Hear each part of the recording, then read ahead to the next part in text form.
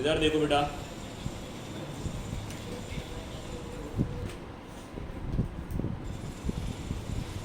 अपना जो टॉपिक चल रहा था बेटा वो चल रहा था एल्कीन।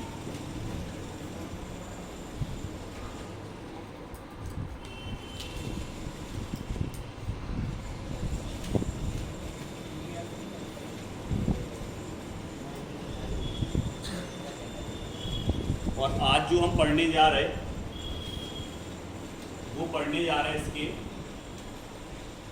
रासायनिक गुण, मतलब केमिकल प्रॉपर्टीज।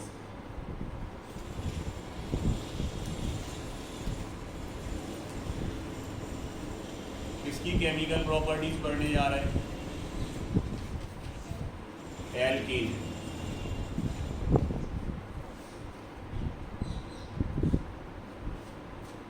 तो अगर हम केमिकल प्रॉपर्टी या रासायनिक गुण देखें एल्कीन के, तो उसमें सबसे पहले पढ़ा जाता है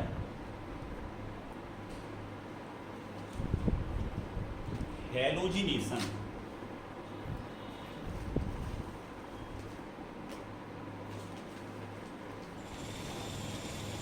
सर ये क्या होता? हिंदी में बोलते हैं बेटा इसको हैलोजेनीकरण। मतलब इसमें किसी ना किसी हैलोजन से रिएक्ट करेगा। कौन? एल्कीन। वो हैलोजन कौन सा हो सकता? Sir fluorine, chlorine, bromine, iodine, कोई सा भी हैलोजन हो सकता है। वो हमेशा किससे रिएक्ट करेगा? तो इस तरह की प्रोसेस क्या कहलाएगी? हैलोजिनेशन। अब अगर हम बात करें कि इनमें से रिएक्टिविटी किसकी ज़्यादा होगी, कौन जल्दी रिएक्शन करेगा, कौन देर से रिएक्शन करेगा, तो फ्लोरीन की रिएक्टिविटी ज़्यादा होती है। फ्लोरीन के बाद कौन होता है बेटा? क्लोरीन। क्लोरीन के बाद ब्रोमीन और फिर आयोडीन। मतलब सबसे फास्ट अगर हैलोजिनेशन रिएक्शन देगा तो वो कौन देगा? फ्लोरीन देगा। अब ये तो हो गई बात हैलोजिनेशन की। अब हैलोजिनेशन में भी स्पेशली अगर क्लोरीन जुड़ रहा तो उस रिएक्शन को बोलते हैं क्लोरीनेशन। क्लोरीन जुड़ रहा ना, उसका नाम क्या हो जाएगा बेटा? क्लोरीनेशन, क्लोरीनीकरण हिंदी में। अब इस तरह की जब भी रिएक्शन आएंगी तो ये सभी रिएक्शन डिस्प्लेसमेंट रिएक्शन होती हैं। डिस्प्लेसमेंट क्या मतलब? एल्कीन से जुड़ा हुआ हाइड्रोजन हटेगा और उसके स्थान पे कोई हैलोजन जुड़ेगा। इस तरह की रिएक्शन आपकी डिस्प्लेसमेंट रिएक्शन कहलाती है। देखते हैं डिस्प्लेसमेंट रिएक्शन में क्या होगा सर। तो सबसे पहले हमने लिया CH4 इस तरह।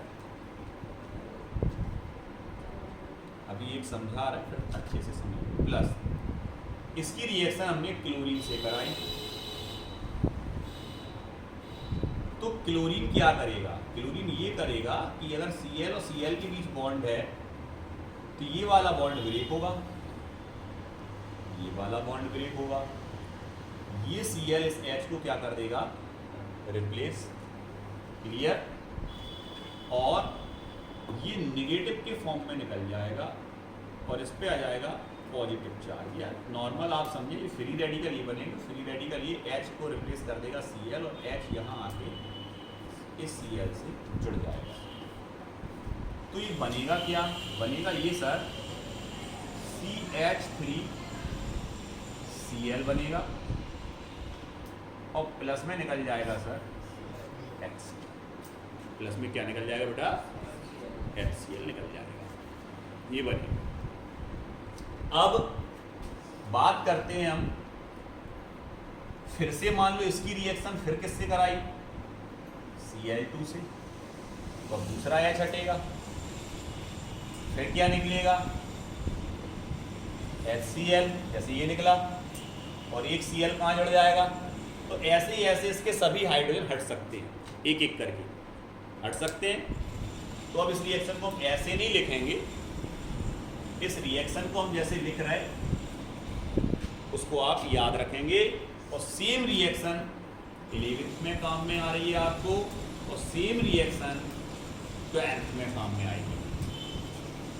यही रिएक्शन 11th में चलेगा और यही रिएक्शन 12th में चलेगा। तो हम यहाँ रिएक्शन लिख रहे हैं। सबसे पहले हमने लिया सर CH4, रिएक्शन जिससे करा रहे उसको हम एरो के ऊपर लिख दे रहे हैं। बोर्ड से निगानी हटाओ कोई भी, CH4 एरो के ऊपर लिख दिया Cl2, इसके ऊपर H सनलाइट की प्रेजेंस में होता है, इसको बोलते हैं फोटोन। सनलाइट की प्रेजेंस में क्लोरीन से रिएक्शन होगा CH4 का, माइनस में निकल जाएगा HCl, एक H कम हो गया यहाँ से और एक Cl जुड़ गया, तो ये बना CH3Cl। सेम रिएक्शन, फिर सेम रिएक्टेंट, सेम, माइनस में HCl निकल जाएगा, यहाँ बचेगा CH2Cl। फिर सेम रिएक्शन Cl2H न्यू, तब तक कराते रहेंगे जब तक पूरे H रिप्लेस ना हो जाए। बनेगा CH Cl3 एरो, फिर से Cl2 H न्यू की प्रेजेंस, माइनस में निकलेगा HCl और बन जाएगा CCl4। सब H निकल जाएगा, पूरे के पूरे H धीरे धीरे क्या हो गए, रिप्लेस। अब ये जो बना इसका नेम था बेटा मैथेन। जो नेम हम इंग्लिश में लिख रहे हैं वही सेम टू सेम नाम उसका हिंदी में होगा। अगर हमने इसको पढ़ा मैथेन तो मैथेन है ये हिंदी में भी। इसको क्या बोलेंगे सर, इसको बोलेंगे मोनो। मोनो मतलब एक, क्या जुड़ा इसमें, क्लोरीन, इसका नाम हो जाएगा मोनोक्लोरोमैथेन। हिंदी में भी यही चलेगा, इंग्लिश में भी यही, मोनोक्लोरोमैथेन। यहाँ पर अगर अपन बात करें तो इसमें 2 क्लोरीन आ गए तो इसका नाम हो जाएगा डाइक्लोरोमैथेन। इसमें देखो 3 क्लोरीन आ गए तो इसका नाम हो जाएगा ट्राइक्लोरोमैथेन। बात अगर इसकी करें तो इसमें हो जाएगा 4 आ गए, टेट्रा क्लोरोमैथेन, टेट्रा क्लोरो। और सर ये बिल्कुल इजी है रिएक्शन और हमें अच्छे से समझ में भी आ गया। क्लियर, केवल Cl2 जोड़ते जाएंगे, HCl निकालते जाएंगे और एक एक H कम करके Cl बढ़ाते जाएंगे। क्लियर। अब बात करते हैं B पॉइंट पर। अभी आप क्लोरीन की रिएक्शन करा रहे थे, इसलिए ये क्लोरीनेशन थी।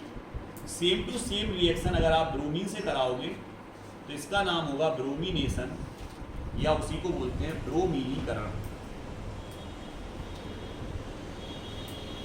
बस Cl2 की जगह इसमें क्या लेना है आपको, Br।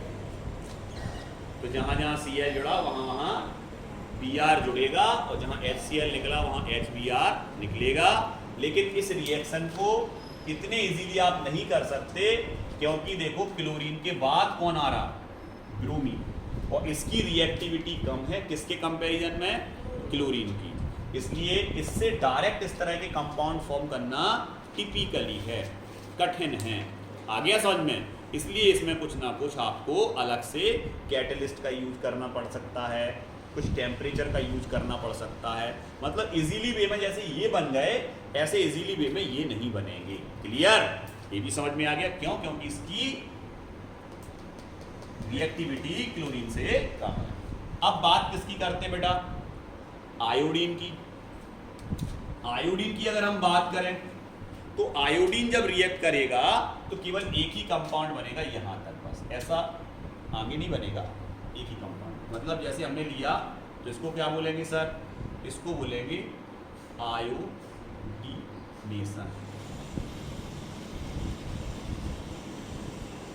आयोडीनेशन।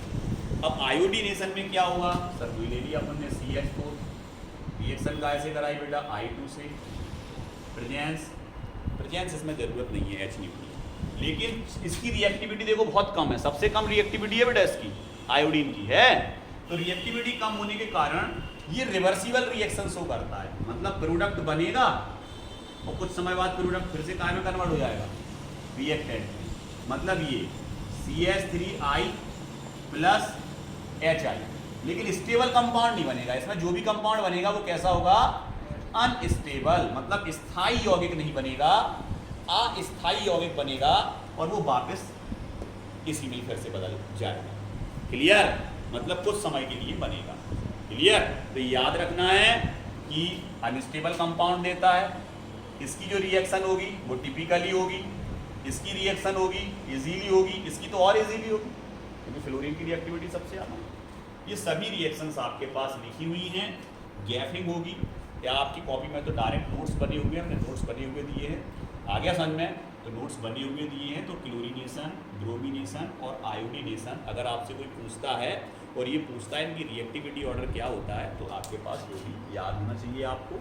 और हेलोजन का जुड़ना, हेलोजिनेशन, क्लोरीन जुड़ रहा पर्टिकुलर तो क्लोरीनीकरण, क्लोरीनेशन, ब्रोमीन जुड़ रहा तो ब्रोमिनेशन और आयोडीन जुड़ रहा तो आयोडीनेशन कहलाता है। यहाँ तक किसी को कोई दिक्कत नहीं है। क्लियर, अब बढ़ते हैं आगे। ये तो आ गया ना सबको अच्छे समझ में। क्लियर,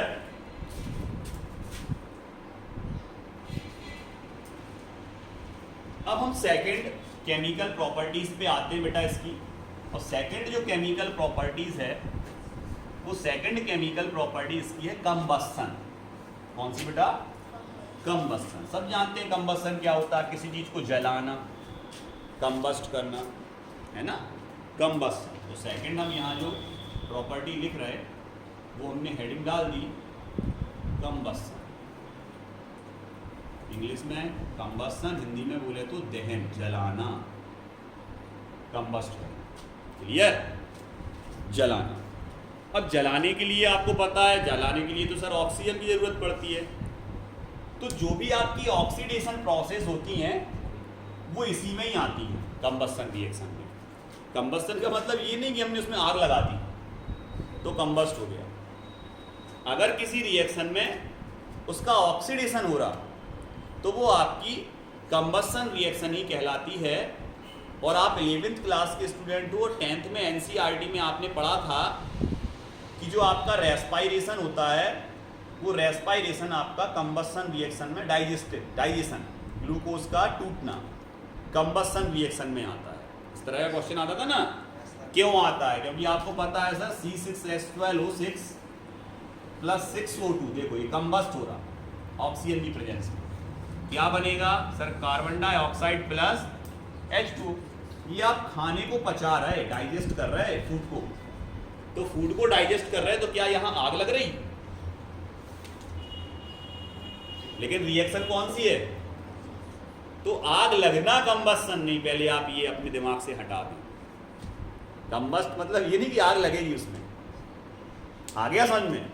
तो ऑक्सीडेशन लेकिन हो रहा सर, यहाँ ऑक्सीजन इन्वॉल्वेशन दे रहा, तो वो रिएक्शन भी आपकी कंबस्शन रिएक्शन कहलाएगी। लेकिन ऐसा नहीं है कि सभी रिएक्शंस के लिए ऐसा होता है। लेकिन अगर हम कहें आपके पास मैथेन गैस है तो आप कहोगे सर गैस को तो जलाते हैं, मैथेन, एथेन, प्रोपेन, ब्यूटेन, जो आपके गैस के सिलेंडर में होती है, जो आ गया समझ में, जो गोबर गैस में होता है। अगर उस तरह का कोई गैस है तो उसको तो हम क्या करेंगे, उसको तो ऑक्सीजन की प्रेजेंस में जलाएंगे, बर्न करेंगे, तो फिर वहाँ वो वाला कंबस्शन आएगा।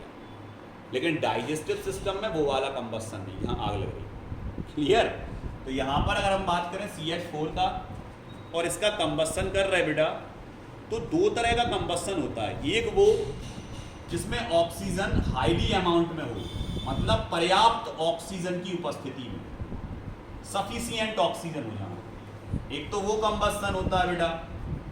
और एक वो कंबस्शन जहां पर ऑक्सीजन लिमिटेड अमाउंट में है आपके पास,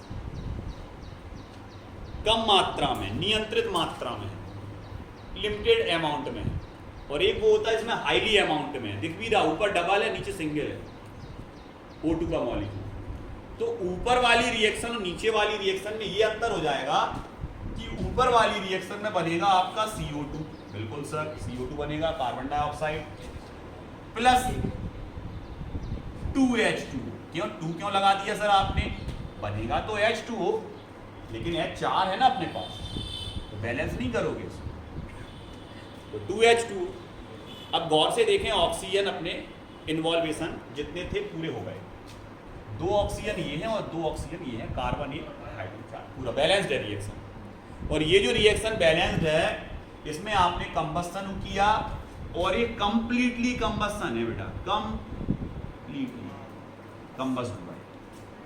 क्लियर? अब बात करते हैं इसकी। अब इसमें क्या होगा सर? तो इसमें जो बनेगा वो एक तो बनेगा ये HCHO। सर इसको क्या बोलते हैं? It is a formaldehyde. हमने पहले भी बोला जो हम इंग्लिश में लिख रहे हैं वही नेम इसके हिंदी में चलते हैं, फॉर्मेल्डिहाइड।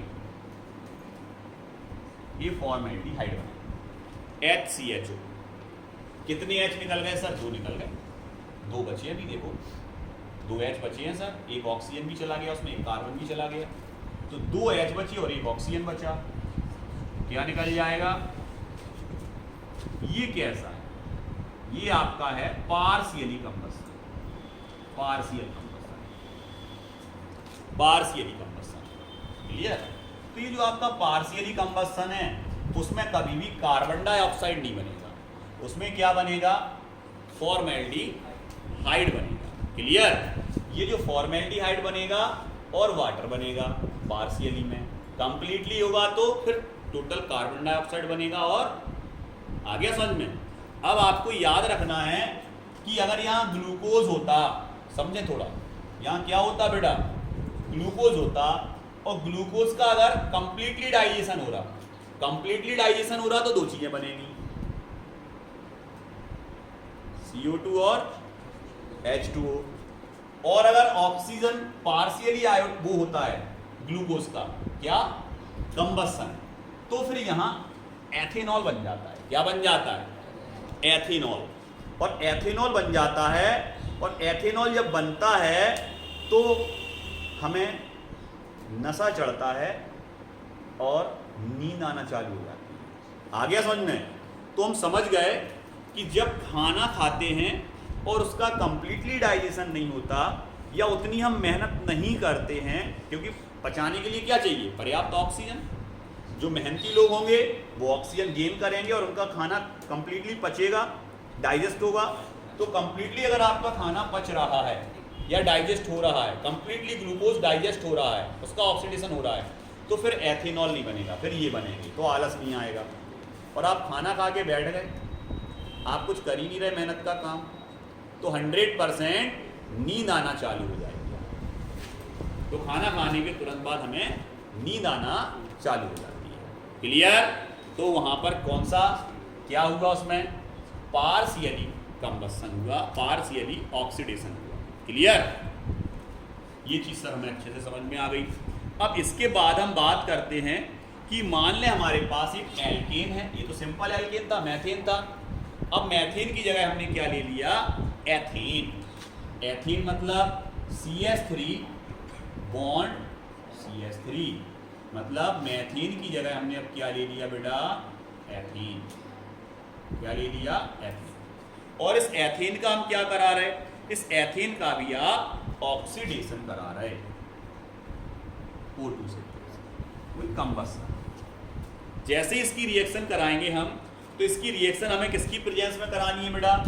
तो किसी भी ऑर्गेनिक सॉल्ट। ऑर्गेनिक सॉल्ट मतलब जो ऑर्गेनिक एसिड से बनी, ये है ऑर्गेनिक एसिड, मतलब कार्बनिक अम्ल। कार्बनिक अम्ल क्या होता है? इसमें कार्बन हो, ऐसा अम्ल, ऐसा एसिड जिसमें कार्बन प्रेजेंस हो, वो आपका ऑर्गेनिक एसिड कहलाता है। तो ये ऑर्गेनिक एसिड है। इस ऑर्गेनिक एसिड में से अगर हम H को हटा दें, एसिड था, और मेटल को जोड़ दें, तो ये हो गया एसिड। और मेटल होती है बेसिक, तो acid plus base equal salt. अब ये सॉल्ट बन गया। क्या बन गया? सॉल्ट बन गया, क्योंकि इसमें आपने मेटल जोड़ दिया, एसिड। और इसका नाम सबको पता है, सोडियम एसीटेट। सर इसका नाम होगा सोडियम एसीटेट। हम पहले ही बोल चुके, जो हिंदी में वही इंग्लिश में सेम टू सेम। हिंदी में भी इंग्लिश में भी यही लिखोगे, सोडियम एसीटेट। अब यहाँ पर ऑक्सीजन की प्रेजेंस में इसका कंबस्शन करा रहा है, सोडियम एसीटेट की प्रेजेंस में करा रहा है बेटा। तो जैसे ही इसका कंबस्शन आप कराएंगे तो बनेगा क्या? तो इसको आप समझें थोड़ा। यहाँ पर सर सबसे पहले जब हम जैसी कंबस्शन कराएंगे, ये जो आपका CH3 दिख रहा, ये CH3 सबसे पहले CH3 ही लिख लो। इसको डबल ले रहे हैं हम तो 4 हो जाएंगे, फिर CH3 अपने पास देखो 2 ये 4 हो गए। इसमें से आपने 2 CH3 ले लिए, अब आपके पास 2 CH3 बचे। बिल्कुल बचे सर, 2 CH3 नहीं बचे। अब इसमें से 2 C लो, ये वाला और ये वाला कॉमनली लिख लो एक बार बस C, तो ये भी डबल होगा। आगे 2 लगा ना, सब डबल डबल चलेंगे। एक बार कार्बन लिख दिया मतलब दोनों कार्बन। अब ऑक्सीजन ले लो, तो यहाँ पर जोड़ा O, यहाँ पर जोड़ा O, तो ये क्या हो गए आपके 2 O, लेकिन 2 नहीं ये 4 हो गए क्योंकि आगे 2 लगा, तो यहाँ पर लो 2। क्लियर। अब यहाँ पर अगर आपने 2 ले लिया तो ये जो बना है ये आपका क्या बन गया CH3COO। अब इसमें से एक H ले लो और इसमें से एक H ले लो, तो ये बन गया CH3COOH। अब देखो 2H इसमें बचे और 2H इसमें बचे तो यहाँ कितने H बचे आपके पास सर 2H2, ये बचा हमारे पास 4H बचे। अब ये 2H2 तो निकलने वाला नहीं है, इसमें से क्या निकलेगा H2O निकलेगा, तो हमें क्या जोड़ना पड़ेगा O। कितनी होगी जरूरत पड़ी तुम्हें, तुम कहोगे 2 तो ये 2 ये 2 ये, टोटल 6 2 हटाओ सर, 3 लगाओ सर, ये होगा 3 दूनी 6, 3 × 2 6, और 6 ऑक्सीजन यहाँ पर आपके पास अवेलेबल है। हाइड्रोजन कितने आए 4, किसमें से आए सर ये CH3 में से। एक ही गैस बचा, वो कहाँ गया CH3 पूरे के पूरे 2 CH3 सीधे ले लिए। क्लियर। अब जब हम कंफ्यूज ज़्यादा होते हैं तो हम इसको ऐसे लिखते हैं, देखो यार समझ लो, इससे आपका कंफ्यूजन दूर हो जाएगा। ऐसी है ना, ऐसे यही ना 2 बार। क्लियर। चलो इसमें से हमने 2H हटा दिया, थोड़ा दूर को लिखते हैं ऐसे, ठीक है सर ऐसे लिखते हैं। देखो ये भी CH3 ये भी CH3, इसमें से कितने H हटा दिए 2, एक ही बचेगा। इसमें से कितने H हटा दिए 2, एक ही बचेगा। कितने H निकाल दिए 4 निकाल दिए। क्या करना है जो करना है।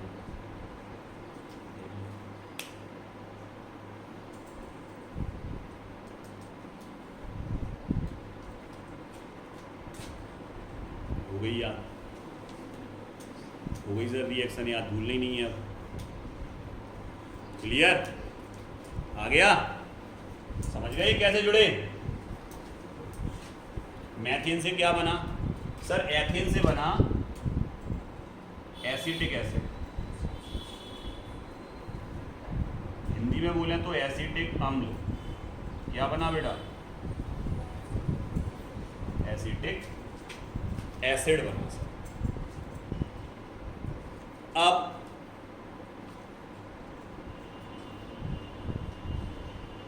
ये है CH4 सर, CH4 तो अपन ले चुके ना सर ये। क्लियर। और इस CH4 को आप क्या कर रहे हैं बेटा, बर्न कर रहे हैं, जला रहे हैं।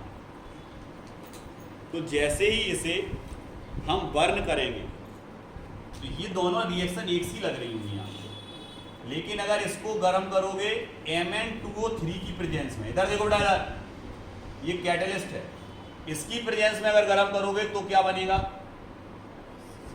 फॉर्मेल्डिहाइड। लेकिन अगर डायरेक्ट बर्न कर दोगे, इसको जला दोगे, तो केवल ये बनेगा, और प्लस में क्या निकल जाएगा 2H2। लेकिन गौर से देखें तो ऑक्सीजन सफिशिएंट नहीं थी, सफिशिएंट इसमें ऑक्सीजन सफिशिएंट नहीं थी, तो क्या बना कार्बन, और इसी के कारण होता है ये।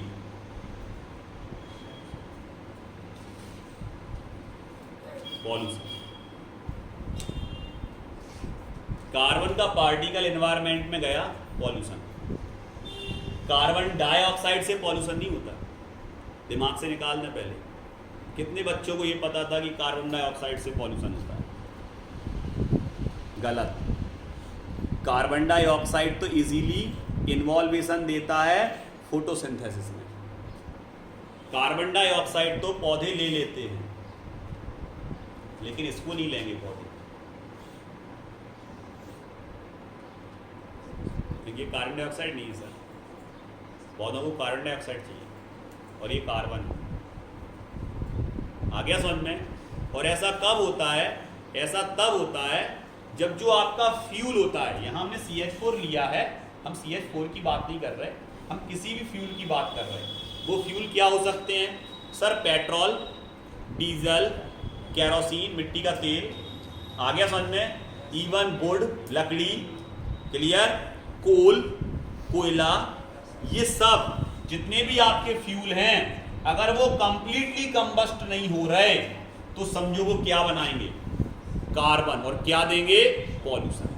गाड़ी आप ले जा रहे हो, साइलेंसर से बिल्कुल भी धुआं नहीं निकल रहा है, मतलब आपका फ्यूल कंप्लीटली कंबस्ट हो रहा है, इसीलिए तो धुआं नहीं निकल रहा। कम निकल रहा धुआं? कंप्लीटली कंबस्ट हो रहा है। मतलब आप न्यू गाड़ी लेके आओ तो साइलेंसर से धुआं निकल रहा है या नहीं निकल रहा आपको पता नहीं चलेगा, क्योंकि न्यू गाड़ी में जो इंजन रखा हुआ है उसमें कंप्लीटली कंबस्ट हो रहा आपका फ्यूल। बस वो फ्यूल सही होना चाहिए।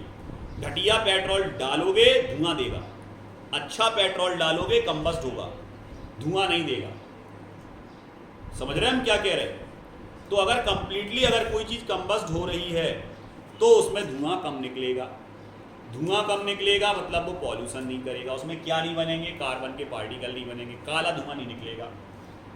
समझ रहे कि नहीं? तो जैसे जैसे गाड़ी की सर्विस नहीं कराते हैं, पुरानी होती जाती है, उसके इंजन में कंबस्शन कम होने लगता है, कंप्लीटली कंबस्ट नहीं होता और वो धुआं देना चालू कर देती है। आ गया समझ में? इसलिए गाड़ी को मेंटेन करके रखना चाहिए, मेंटेनेंस उसका जरूरी है इंजन का। समझ रहे? पहियों का नहीं, पहियों से थोड़ी धुआं बन रहा, इंजन का मेंटेनेंस जरूरी है। पहिया हमारा बिल्कुल सही है सर, उससे कुछ नहीं हो रहा। समझ गए कि नहीं? तो यहाँ पॉल्यूशन कौन क्रिएट करता है? जब पार्शियली कंबस्शन होता है सर, किसका? मैथेन का। लेकिन ये मैथेन का कंबस्शन पार्शियली करा रहा है, लेकिन Mn2O3 के प्रेजेंस में करा रहा है, तो फिर कार्बन नहीं बनेगा सर, फिर क्या बनेगा? फॉर्मेल्डिहाइड बनेगा। ये सभी चीजें आपके दिमाग में बैठ जाना चाहिए, क्योंकि ऑर्गेनिक केमिस्ट्री जब आप पढ़ रहे हैं तो आपको पता होना चाहिए मैथेन का Mn2O3 की प्रेजेंस में अगर हम कंबस्शन करा रहे और वो पार्शियल हो रहा तो सर फॉर्मेल्डिहाइड बनेगा। और अगर हम पर्याप्त ऑक्सीजन मतलब सफिशिएंट ऑक्सीजन की प्रेजेंस में मैथेन का कंबस्शन करा रहे तो दो चीजें बनती हैं सर, कार्बन डाइऑक्साइड और वाटर। लेकिन अगर पार्शियली कंबस्शन करा रहे Mn2O3 नहीं है सर हमारे पास, तो कार्बन का पार्टिकल बनेगा जो पॉल्यूशन क्रिएट करेगा। क्लियर? यहां तक आपको अच्छे से समझ में आ गया ये चीज, और ये सभी आप की कॉपी में लिखा है। क्लियर? आ गया अच्छे से समझ में?